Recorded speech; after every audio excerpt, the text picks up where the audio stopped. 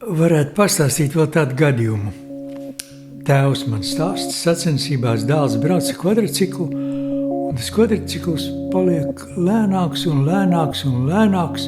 Tēvs saka, es viņam metu roku, brauc malā, te nav vairāk ko braukt, viss tevi apdzen. Nobrauc dēls malā, viņš saka, noslēpējam to motocikleti, skatāmies, nolūzis eļļas radiatoram truba. Eļļa viss iztecējusi ārā.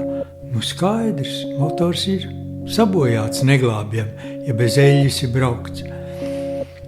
Viņš man zvana, klausies, vai tu man motoru taisīsi? Es saku, nevaru taisīt, man nav laiks nākošo nedēļu strādāt pie tava motora. Ko lai es daru?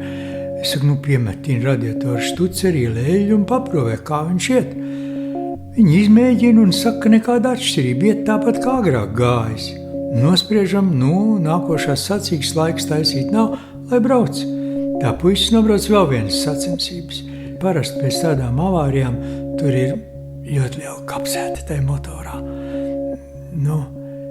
Un tā, gandrīz tā kā tai Prolonga firmas reklāmā, kur motors griežās uz stendu, pārgriež radiatoru trubu, iztek ūdens, dzesēšanas šķidrums ārā, atskrēja eļļas korķīt, iztek eļļa ārā, noskrēja vārstu kameras vāku, ieber eļļu iekšā un motors vēl griežās. Mums tāpat iznāca, ka nekas nenotika. Es domāju, ka tas viss pateicoties Prolongam. Nebūtu bijis Prolongs, tur viss būtu sen saklemējis un detaļas zilas palikuši.